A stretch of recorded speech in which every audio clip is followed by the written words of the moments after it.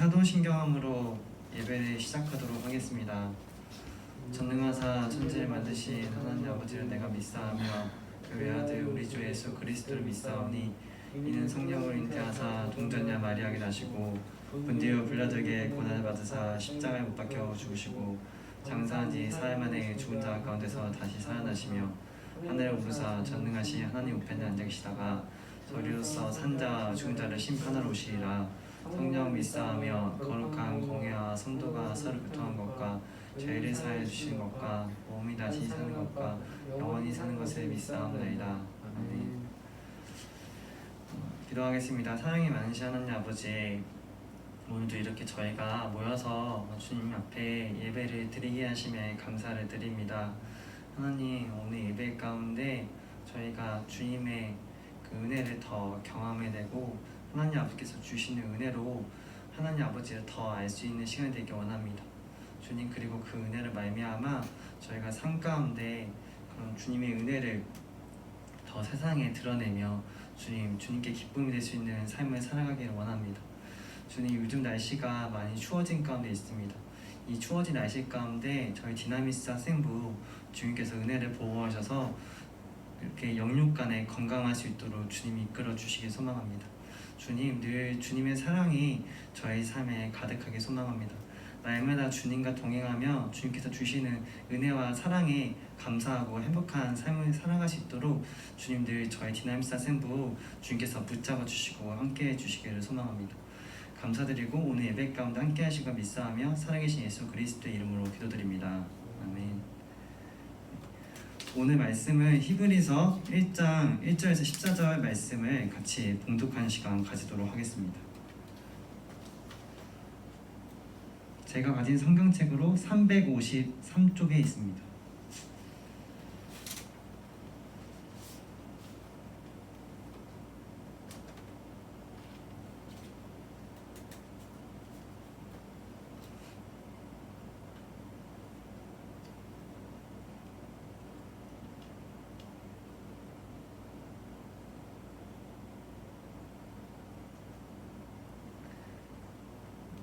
네, 그러면 다 찾으신 줄 생각하고 한 절씩 봉독하도록 하겠습니다. 이적의 선지자들을 통하여 여러 부분과 여러 모양으로 우리 조상들에게 말씀하신 하나님이 이 모든 날 마지막에는 아들을 통하여 우리에게 말씀하셨으니 이 아들을 만유의 상속자로 세우시고 또 그로 말미암아 모든 세계를 지으셨느니라. 이는 하나님의 영광의 광채시요 그 본체의 형상이시라. 그의 능력의 말씀으로 만물을 붙드시며 죄를 정결케 하는 일을 하시고 높은 곳에 계신 지극히 크신 이의 우편에 앉으셨느니라. 그가 천사가 훨씬 뛰어나면 그들보다 더 아름다운 이름을 기업으로 얻으시니 하나님께서 어느 때에 천사 중 누구에게 너는 내 아들이라 오늘 내가 너를 낳았다 하셨으며 또다시 나는 그에게 아버지가 되고 그는 내게 아들이 되리라 하셨느냐.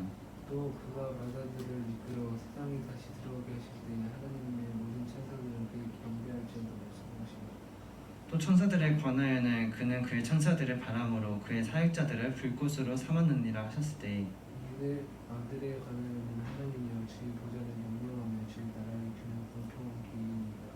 주께서 의를 사랑하시고 불법을 미워하셨으나 그러므로 주께서 곧 주의 하나님의 즐거움의 기름을 주께 부어 주를 동료보다 뛰어나게 하셨도다 하였고 또 주여 태초에 주께서 땅에 기초를 치셨으며 하늘도 주의 손으로 지으시니라.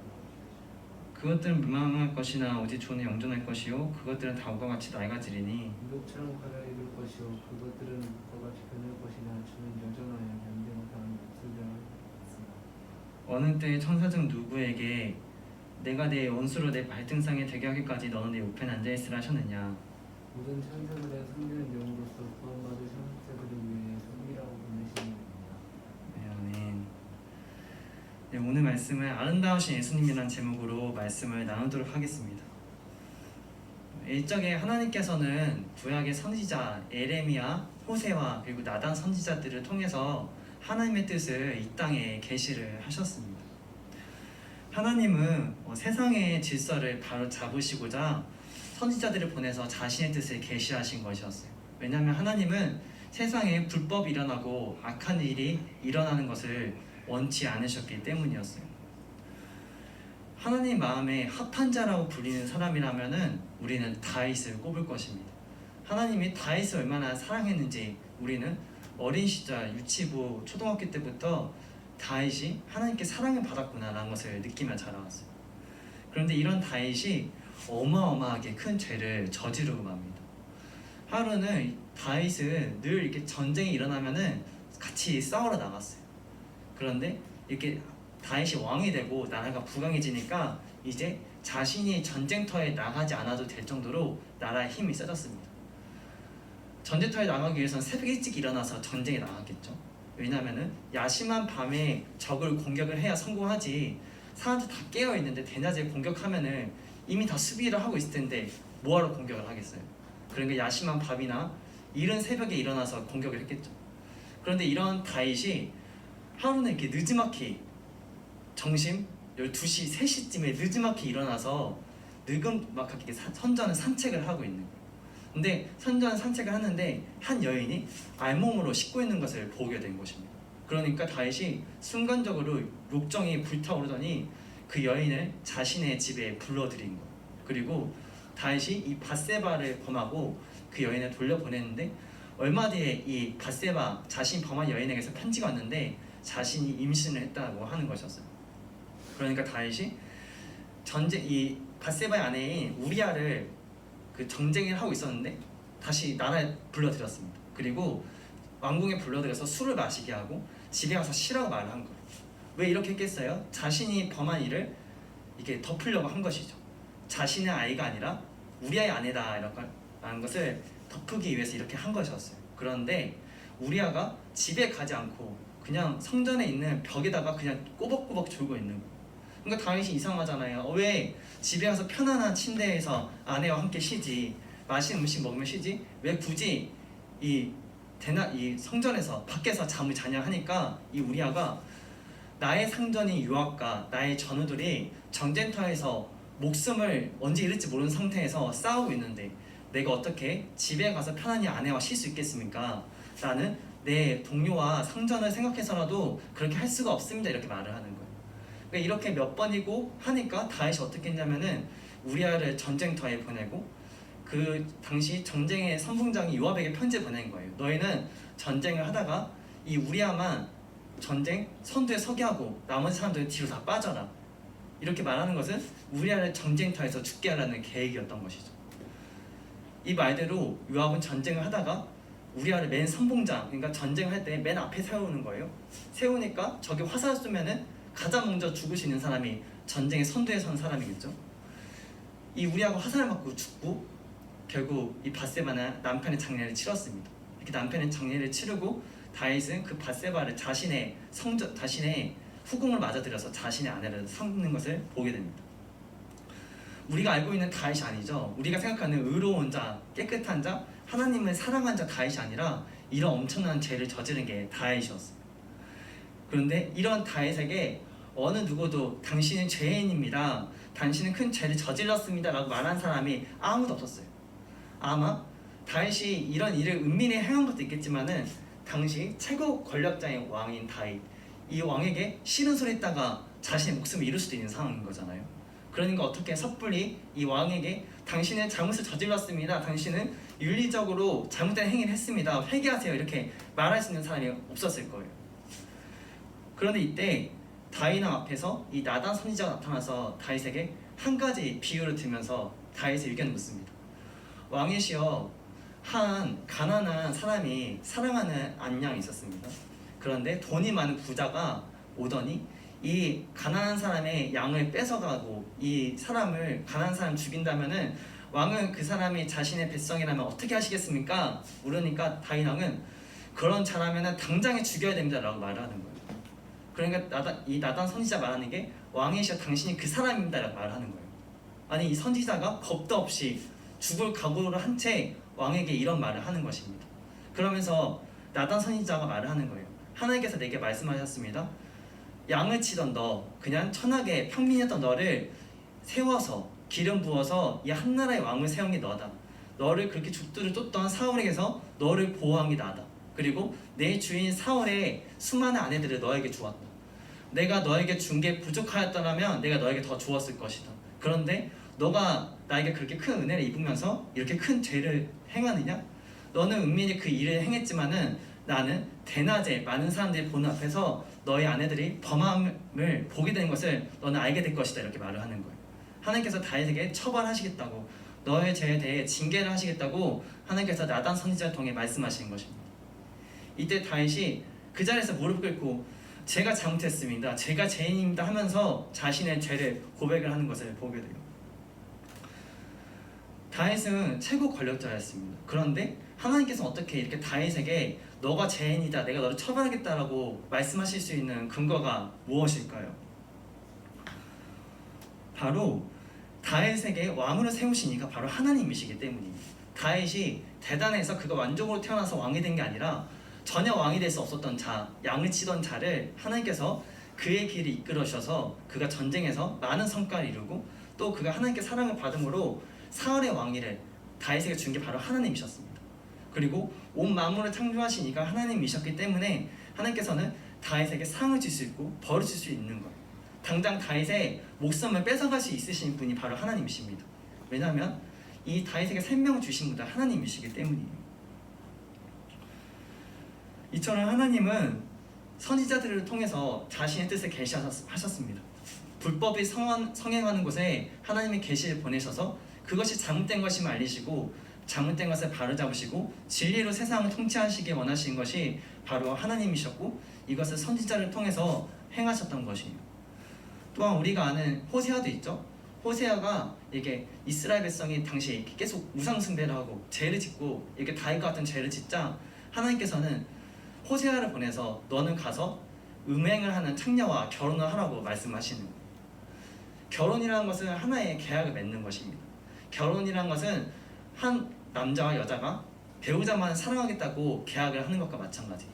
이런 계약을 했는데 이 아내가 다른 남자와 가서 음란을 행하고 바람 피운다면은 우리는 이것이 옳다, 잘한 짓이다라고 생각하지 않습니다. 그것이 잘못됐다, 옳지 못한 일을 행했다, 죄를 지었다라고 말을 하는 거예요. 이 호세아와 결혼한 이 음란한 여인이 집에 머물지 않고 남편과의 관계에 만족하지 않고 계속해서 바람 피우러 나아가는 것입니다. 하나님께서는 이 호세아에게 말씀하시는 거예요. 지금 이스라엘이 행한 죄와 이 너의 바람 피는 아내와 같다. 나 여호와와 계약을 맺었고 내가 은혜로 이 나라를 세웠는데 이 이스라엘은 계속해서 바람 피운다. 이렇게 말을 하는 것이에요. 하나님의 말씀은 그 아름다움 그 자체고 선한 것 그 자체예요. 그래서 하나님의 말씀을 어긴 것은 마치 이렇게 바람을 피는 것과도 같습니다. 이렇게 죄를 짓는 것과도 마찬가지인 것이에요. 이처럼 하나님께서는 구약의 선지자를 통해서 자신의 뜻을 계시하셨습니다. 히브리서 1장 1절 2절 이렇게 나와 있습니다. 옛날에 선지자들을 통하여 여러 부분과 여러 모양으로 우리 조상들에게 말씀하신 하나님이 이 모든 날 마지막에는 아들을 통하여 우리에게 말씀하셨으니 이 아들을 만유의 상속자를 세우시고 또 그를 말미암아 모든 세계를 지으셨느니라. 이처럼 구약의 선지자들을 통해 말씀하신 하나님이 이제는 예수님을 통하여 자신의 뜻을 계시한다고 하신 것입니다. 구약의 선지자들이 행했던 것을 이제 예수님이 이 땅에 오셔서 이렇게 사람들을 고치고 복음을 전하시고 사람들을 가르치심으로 하나님의 크신 뜻을 예수님을 통해 우리는 알 수가 있는 것이에요. 예수님이 이 땅에 오신 것은 바로 우리를 구원하시기 위해 오신 거예요. 예수님 오시기 전에는 사람들을 스스로 구원을 받을 수 있는 사람이 아무도 없었어요. 하나님의 율법이 은혜이고 아름다운 것임을 알면서도 사람들은 죄를 선택하고 죄를 짓고 어느 누구도 스스로의 행위로는 구원을 받을 수가 없었습니다. 그래서 이 땅은 예수님 오시기 전에는 사단의 권세하에 있던 자였어요. 왜냐하면 스스로 구원받을 있는 사람은 아무도 없었기 때문이에요. 그래서 예수님이 우리를 구원하시기 위해서 우리의 죄를 대속하시기 위해서 이 땅에 오신 것이었습니다. 예수님이 이 땅에 오셔서 인간을 구원하시기 위해서는 조건이 있었는데 바로 우리 인간과 같이 동일한 육체, 때가 되면 배가 고프고 추위에 떨고 더위에 더운 그런 연약한 육신을 입고 오셔야 됐습니다. 그렇게 예수님도 그저 행복하신 것이 아닌 제 유혹을 받으실 때가 있었어요. 예수님이 40일간 광야에서 금식 기도를 하셨을 때 사단이 와서 이 돌을 떡으로 취하려고 하셨을 때 예수님 얼마나 배가 고프시겠어요? 40일 동안 하루도 아니고 40일 동안 아무것도 먹지 않으면 얼마나 배가 고파요. 그러니까 이 돌을 떡으로 만들라는 그런 사단의 유혹이 너무나 달콤했을 것이에요. 그런데 하나님께서는 너가 40일간 금식 기도를 하라고 말씀하셨고 이 돌을 떡으로 만들어 먹는 순간 죄를 짓게 되는 것이고 그러면 우리에 대한 속죄제물, 우리의 죄를 대속하기 위한 속죄제물이 될 수 없으셨기 때문에 예수님은 그런 배고픔에도 그런 사단의 유혹에도 버티시고 참으셨습니다. 또한 십자가에 지시기 전에 예수님을 모욕하던 무리들, 너가 하나님의 아들이거든 십자가에서 뛰어내려 보아라. 너가 다른 사람들을 구원하면서 너 자신을 구원하지 못하느냐 하면서 예수님 뺨을 치고 침 뱉던 모욕한 이들에게 예수님이 자신 채찍질하는 그 자의 채찍을 뺏어서 그 사람들을 죽일 수도 있으셨을 것입니다. 똑같이 칠 수도 있으셨을 거예요. 야, 네가 했던 말 다시 한번 해봐 하면서 하나님의 본체이신 그분이 그 자신을 괴롭히는 자들 다 죽일 수도 있으셨을 거예요. 그런데 예수님은 그렇게 행하지 않으셨습니다. 그저 묵묵히 어린 양처럼 십자가에 죽기까지 하나님 뜻에 순종하셨습니다. 예수님이 이렇게 인간의 모습으로 오셔서 그 모든 모욕과 고통 속에서도 십자가에 잔잔히 죽을 수밖에 없으셨던 것은 이 땅에 오셔서 인간으로서 겪게 되는 모든 모욕과 모든 제 유혹과 그것들을 다 승리하시고 하나님 뜻에 온전히 순종하셔야만 우리의 죄를 대속할 수 있으셨기 때문에 그 모든 죄 유혹에도 참으셨던 거예요. 왜냐하면은 인간을 구원하기 위해서는 인간의 모습으로 오셔야만 했어요. 인간의 모습으로 오셔서 모든 죄의 유혹을 이기고 하나님 뜻에 순종하셔야만 죄인된 인간을 구원할 수 있는 그런 구원의 주권이 갖춰지게 되는 것입니다. 죄를 하나라도 짓게 되는 순간 우리를 구원할 수가 없으신 거예요. 그래서 예수님은 인간과 같이 연약하셨기 때문에 죄의 유혹을 경험하셨지만 우리를 너무 사랑하셔서 우리를 구원시키기 위해서 그 모든 모욕과 고통을 참으셨던 것입니다. 이런 예수님이 하나님의 뜻을 이루심으로 우리는 예수님 보면서 선한 것을 알게 됩니다. 하나님의 영광이라는 것을 알게 돼요. 하나님의 빛 되심을 알게 됩니다. 이처럼 우리가 하나님의 뜻을 행할 때 세상은 선한 것이 무엇이고 빛이 무엇인지 알게 됩니다. 의로운 것이 무엇인지를 알게 돼요. 하나님의 영광을 알게 되는 것이죠. 이런 하나님의 영광을 알게 되는 것은 이스라엘 백성 통해서도 알 수 있죠. 그 민수기 16장 42절 이렇게 나와 있습니다. 회중이 모여 모세와 아론을 칠 때 회목을 바라본즉 구름이 회막을 덮었고 여호와의 영광이 나타났다. 이 구름은 이스라엘 백성을 하나님께서 이집트에서 가나안 땅을 인도하실 때 그 사막의 무더운 낮에는 구름 기둥으로 인도하시고 이렇게 춥고 어두운 밤에는 불기둥으로 인도하셨죠. 이처럼 이스라엘 백성들은 구름을 보면은 하나님의 영광을 볼 수가 있으셨어요. 왜냐하면은 이 구름을 통해 하나님께서 이스라엘을 인도하셨고 또 하나님께서 이 세상의 주인이심을 알 수 있게 되는 것이니까요. 그렇게 우리는 이 세상을 살아가면서 하나님의 뜻을 이룰 때 세상은 하나님의 영광을 알게 됩니다. 우리가 하나님의 뜻을 어기고 죄를 지을 때 하나님의 영광을 보게 되는 것이 아니라 우리가 선하신 그분의 계명, 아름다우신 하나님의 계명을 지킬 때 세상은 하나님의 영광을 알게 되는 것입니다. 그 영화 밀양이라고 있어요. 혹시 영화 밀양 보신 분 있나요? 그 송강호 맞나? 송강호랑 또 이렇게 배우가 나온 게 있는데 이 영화 밀양이란 것은 그 한 여인이 있었어요. 아들이 있었는데 남편을 일찍 잃게 된 거예요. 그리고 정말 그 밑에 지방에 갔습니다. 이렇게 전라북도나 이런 지방에 가서 사람들이 살지 않는 곳, 아직까지 마을버스가 다니는 이런 곳에 내려가게 된 거예요. 그리고 사람들에게 소문을 냅니다. 자신이 비싼 집, 물가가 많이 오른 저 집을 내가 계약을 했다 이렇게 말을 하는 거예요. 그러니까 자신이 부자됨을, 돈이 많음을 말하는 것이죠. 이 여인은 아들과 함께 살고 있었는데 한 납치범이 이 아들을 납치를 합니다. 납치를 하고 너가 얼마만큼의 돈을 내면은 내가 그 아들을 돌려주겠다고 말을 하는 것이었어요. 근데 이 여인은 실상은 돈이 별로 없었어요. 그저 자신이 돈이 많다는 것을 알리면은 동네 사람들에게 자신이 인정받을까봐, 남편을 잃은 과부인 자신이 돈이 많다고 하면 사람들이 무시하지 않고 존중해줄까봐 이렇게 일부러 헛소문을 터뜨린 것 같아요. 그런데 이 납치범이 요구한 돈을 이 여인 내지 못하니까 어떻게 됐냐면은 그 아들을 결국 죽여버린 거예요. 죽이고 얼마 지나지 않아서 이 납치범이 붙잡히게 된 거예요. 이 여인은 아들을 한 명만 가지고 있었고 둘이서만 살고 있었어요. 그러니까 얼마나 이 아들에게 많은 의존을 행하면서 살았을까요? 그런데 자신의 이 생명과 같은 아들이 죽게 된 거예요. 얼마나 상실감이 커요. 그래서 이 여인이 매일매일 꿔꿔 울면서 맨날 이렇게 아들 사진을 붙잡으면서 울고 있었어요. 이렇게 슬픔에 잠겨 있는데 약국의 약사가 이 근처에 교회가 있는데 담임 목사님 말씀 참 잘 전하신다. 많은 은혜를 받을 수 있고 그곳에 가면은 치유를 받을 수 있을 것이다. 이렇게 말을 하는 거예요. 그래서 이 여인이 반신반의하다가 그 교회 가서 예배를 드리는데 너무 이렇게 치유되는 게 있고 힐링되는 게 있고 정말 은혜 때문에 자신이 전보다 더 감사한 삶을 살게 되는 것입니다. 근데 이렇게 자신이 은혜 받고 행복해지니까 불현듯 들었던 생각이 내가 이제 이 자신이 납치했던 그 사람을 용서하고 싶다라고 생각이 들게 된 거예요.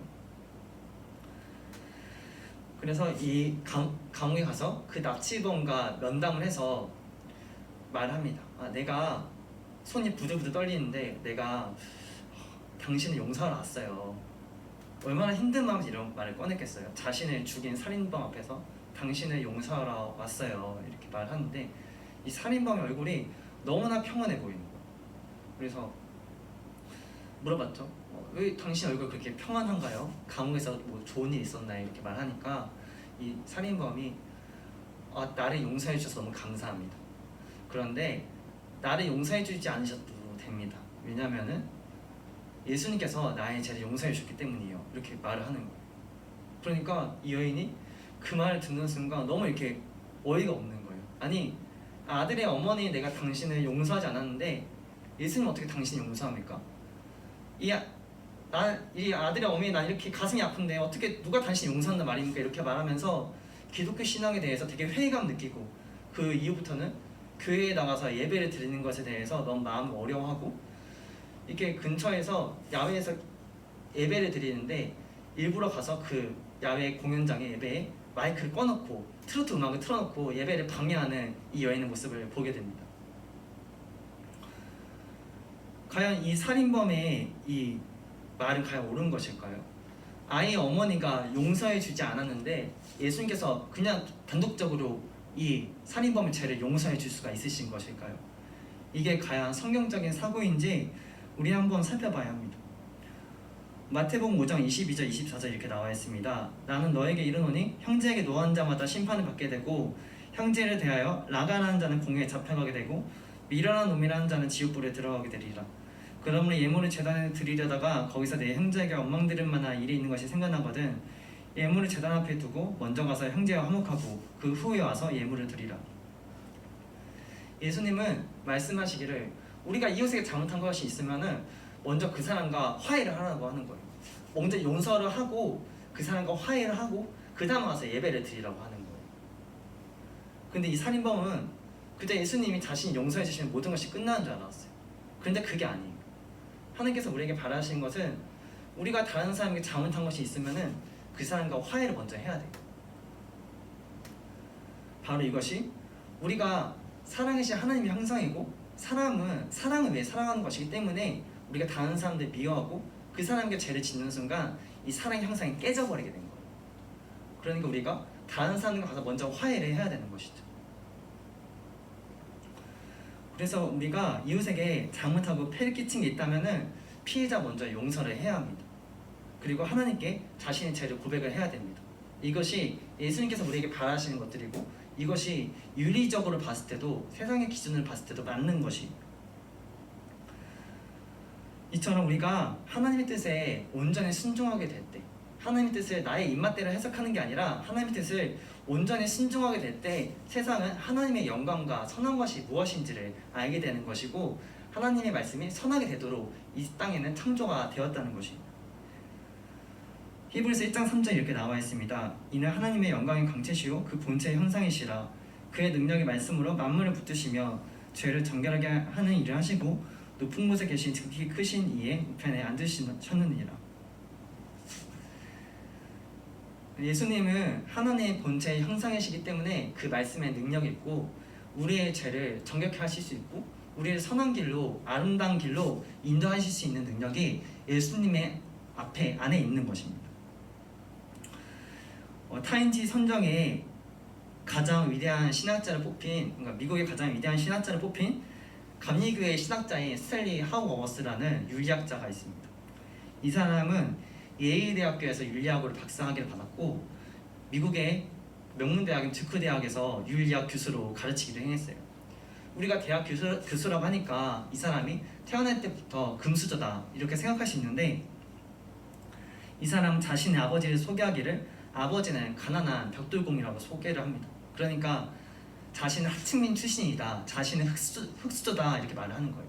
자신의 집안이 가난한 집안이다라고 말을 하는 것이었어요. 이 스탠리는 아버지가 돌아가실 때 자신이 신학 공부를 하고 있었기 때문에 장례식 설교는 자신의 몫이라고 생각을 했습니다. 그리고 아버지가 돌아가셨을 때 장례식 설교로 다음과 같이 준비했어요. 다음과 같이 나와 있습니다. 제 아버지는 선하고 친절하고 소박하고 온유한 분이셨습니다. 온유해지려고 노력하지 않았습니다. 비열함이 전혀 없었으니까요. 아버지는 증오와 질투, 적개심의 유혹을 받지 않았습니다. 친절하고 온유하고 속속들이 선한 사람들에게만 있는 단순함으로 각각의 미덕을 모두 갖고 계셨습니다. 아버지는 온유함의 은사를 발휘해 당신의 가족과 친구였던 운 좋은 이들에게 온유함을 아낌없이 베풀어 줍니다. 혹시 팔복 PPT 한번 보여주시겠어요? 쭉 넘겨주시면 될 것 같아요. 팔복은 모든 사람을 위한 일반적인 추천사항이 아니라 어린 양의 피로 십계명을 받은 사람들을 묘사하는 내용입니다. 그리스도의 십자가와 부활로 삶이 변화되어 더 이상 줄이고 목마르지 않은 사람들이 바로 그들입니다. 예수님은 팔복에서 심령이 가난한 자, 애통한 자, 온유한 자, 의에 지르고 목마른 자, 마음이 깨끗한 자, 화평하게 하는 자, 박해를 받은 자 같은 팔복의 특성을 소개하십니다. 예수님은 우리에게 심령이 가난해지고 화평하게 되는 것, 그런 자가 되도록 노력하라고 말씀하는 게 아닙니다.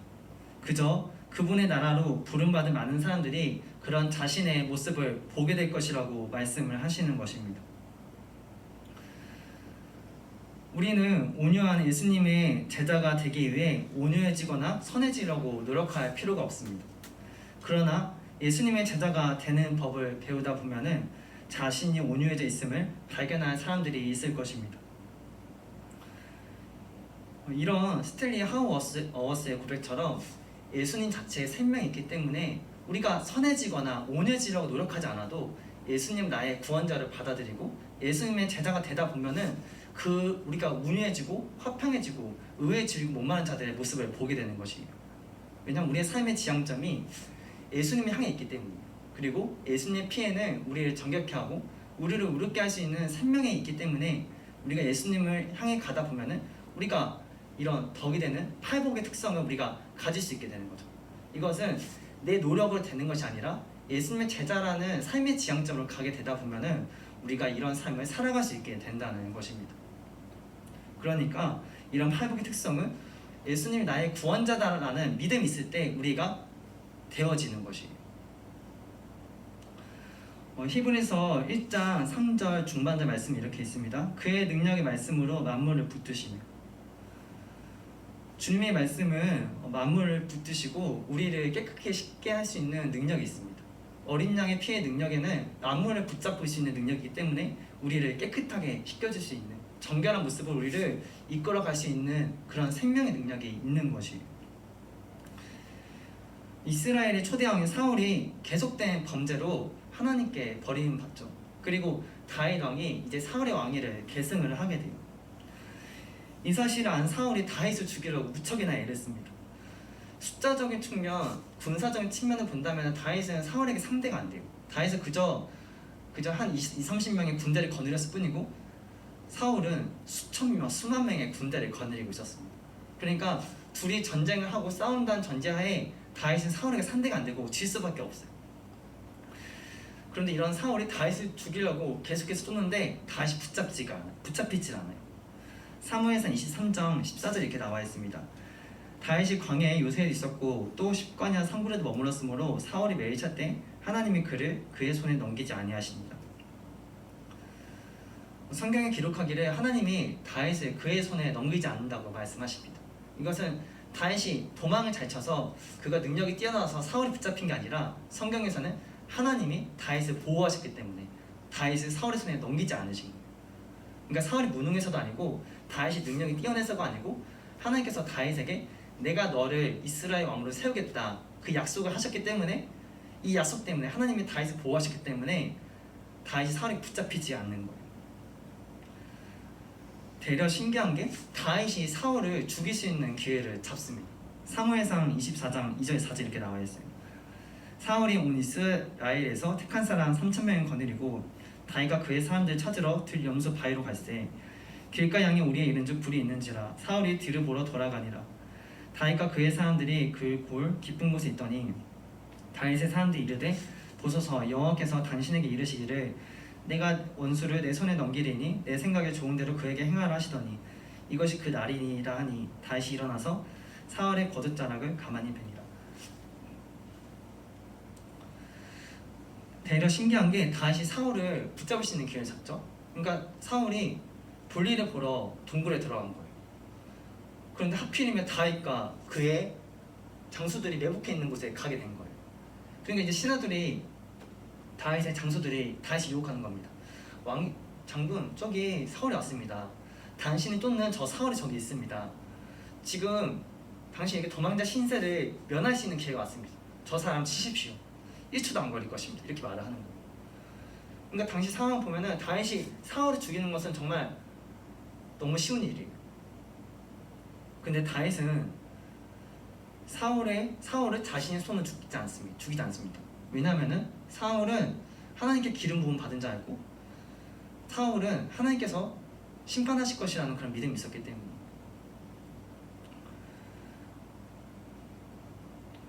이것을 보면서 되게 신기하죠. 어떻게 그렇게 수많은 군사를 가졌던 사울은 다윗을 붙잡고 오히려 그보다 몇 배나 약한 다윗이 사울을 붙잡을 수 있고 오히려 그를 죽일 수 있는 기회를 잡다니. 이것은 앞에서 말했던 대로 하나님께서 다윗에게 약속하셨기 때문에 다윗을 왕으로 세우시고 그를 보호하시고 그를 지키시겠다는 하나님의 언약과 약속이 있었기 때문에 다윗이 이렇게 보호를 받을 수 있었던 것이에요. 우리가 하나님을 나의 주님을 믿는다면은 다윗을 사울에게서 보호하신 하나님, 그런 수많은 위험 속에서도 다윗을 보호하신 하나님이 우리도 보호를 하신다는 거예요. 우리가 하나님의 자녀로서 그분을 사랑하며 나아갈 때 하나님께서는 우리의 길을 형통케 하시고 유롭게 하시고 우리에게 약속하신 바를 반드시 성취하시는 하나님이신 줄을 우리가 믿고 그 주님의 은혜가 여러분에게 가득하기를 주님의 이름으로 축원합니다. 또 히브리서 1장 10절 12절 이렇게 나와 있습니다. 또 주여 태초에 주께서 땅에 기초를 두셨으며 하늘도 주의 손으로 지으신 바라. 그것들은 멸망할 것이나 오직 주는 영존할 것이요 그것들은 다 옷과 같이 낡아지리니 의복처럼 갈아입을 것이요 그것들은 옷과 같이 변할 것이나 주는 여전하여 연대가 다함이 없으리라 하였으나. 이 세상에 우리가 가치 있게 여기는 것들이 있습니다. 뭐 방탄처럼 이렇게 빌보드 차트 1등에 오르기도 하고 또 블랙핑크처럼 사람들에게 많은 인기를 얻고 많은 사람들이 존중하고 부러워하는 이런 연예인들이지만은 이들도 100년, 200년이 지나면 그들의 외모는 시들해질 것이고 그들의 인기도 사라지게 될 것이에요. 그리고 저 보이는 육상빛들도 화려하고 멋져 보이지만은 저기 핵폭탄 한 방 떨어지면은 저 건물도 사글이 사라져 버릴 것입니다. 또한 이 나라의 법과 여러분이 학교에서 있는 그런 규칙들도 여러분이 학교로 졸업하면은 여러분에게 적용이 안 되고 또 이 나라의 법도 대통령이 바뀌면은 그 법은 바뀌게 될 것입니다. 이 세상에 우리가 보는 것 중에 영원히 존재를 유지할 수 있는 것은 없습니다. 우리의 외모도 때가 되면 시들해지고 여러분의 아름답고 이쁜 외모도 잘생긴 외모도 시간이 지나면 시들해지고 결국 200~300년 지나면 여러분도 죽게 될 것이에요. 그러나 영원토록 있게 된 것은 하나님 아버지는 영원히 계시며 그분의 말씀은 영원토록 이 땅에서 진리로 선한 것으로 여겨지게 될 것입니다. 수천 년 수만 년 전에도 하나님 말씀은 세상을 이끌어가는 밝은 진리이고 밝은 빛이었지만은 이 땅에도 하나님의 말씀은 우리의 삶을 바르게 이끌어가는 기준이자 진리가 됩니다. 그러게 하나님 말씀이 영원하며 예수 그리스도를 구원자를 믿는 이들에게 우리는 영원토록 하나님 나라에서 기쁨과 행복을 누리며 영원토록 살 수 있게 될 것입니다. 그러게 우리는 하나님의 아버지의 통치를 받는 것은 우리의 삶의 기쁜 일입니다. 우리의 삶에 때로 힘들고 어려운 일이 오더라도 하나님은 통치는 진리이기 때문에 그분의 통치를 받는 것은 우리의 삶에 덕이 되는 것이고 아름다운 것이고 우리에게 복이 되는 것입니다. 이런 예수 그리스도를 구원자를 믿고 우리가 하나님 아버지의 그런 은혜 아래에서 평생토록 형통하게 살아가는 저희 디나미스 하슨부가 되기를 축복합니다. 저희 같이 찬양하면서 기도하는 시간을 가지도록 하겠습니다.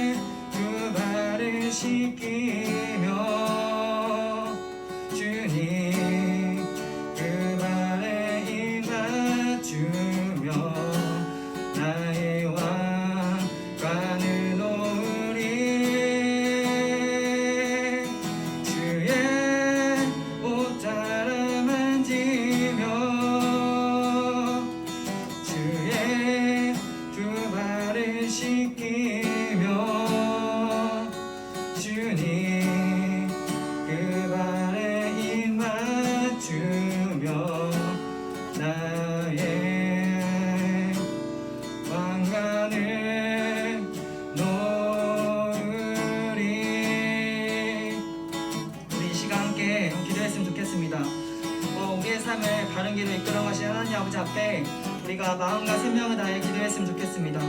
하나님 아버지는 우리를 사랑하시는 분이시기 때문에 우리가 예수 그리스도 앞에 나아갈 때 우리는 참된 생명을 얻게 되고 우리가 예수 그리스도의 상 앞에 나아가게 될 때 우리의 삶을 아름답게 완성시켜 가시는 하나님 아버지를 보게 될 것입니다.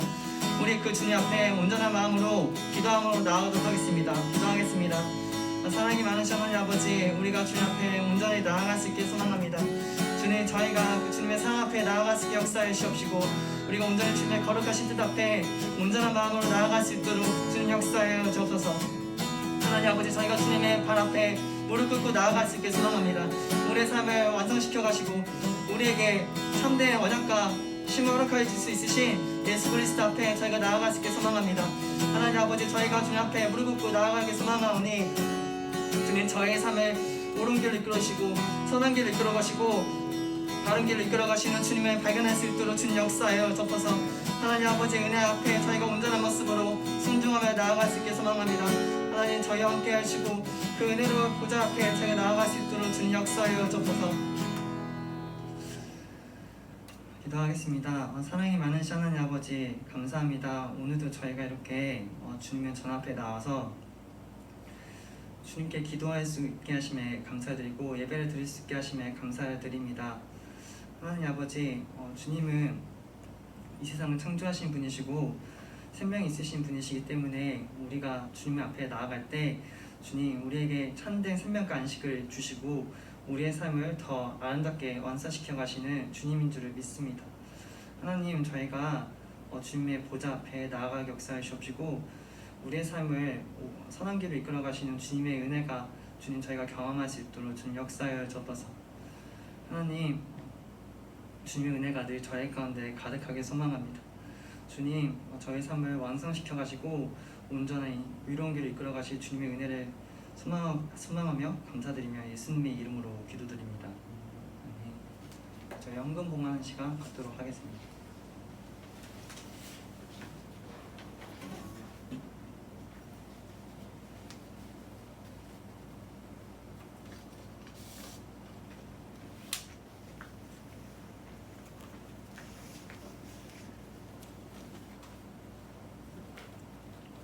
기도하겠습니다. 사랑이 많으신 하나님 아버지, 오늘은 저희가 이렇게 주님 앞에 헌금 드리고 주님 앞에 예배 드릴 수 있게 하시면 감사를 드립니다.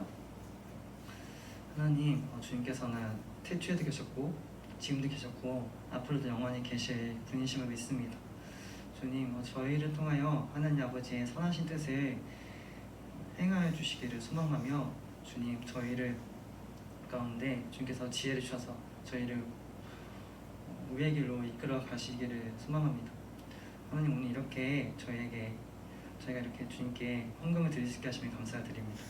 주님, 이 헌금 낸 이들의 마음을 주님께서 흠양하여 주옵시고 이 헌금을 통하여 저희 성황교회가 하나님께서 기뻐하시는 교회로서 나아갈 수 있게 역사를 주옵소서. 그리고 이 헌금으로 인해서 이 세상에서 도움이 필요하고 굶주리고 헐벗은 자들, 가난한 자들에게 이 헌금이 쓰여질 수 있도록 주님께서 역사하여 주옵소서. 주님의 은혜가 늘 저희 삶을 붙들어 주시고 하나님께서 늘 저희 가운데 함께 하실 줄을 믿습니다.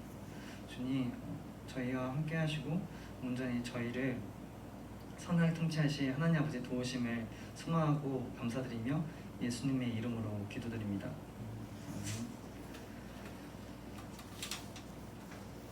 광고 시간 가지겠습니다.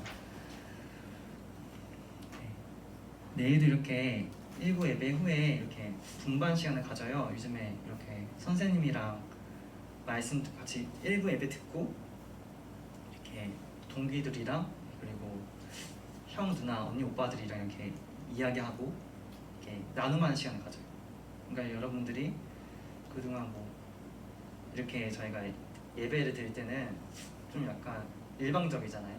그런데 내일 이렇게 분반 때는 쌍방향이 돼요. 그러니까 서로 약간 좀 궁금증 가졌던 걸 나눌 수 있고 또 이렇게 같이 예배 드리는 이렇게 학생부 동기, 언니, 오빠, 형, 누나들이랑 이렇게 교제를 할 수 있는 시간을 가질 수가 있어요.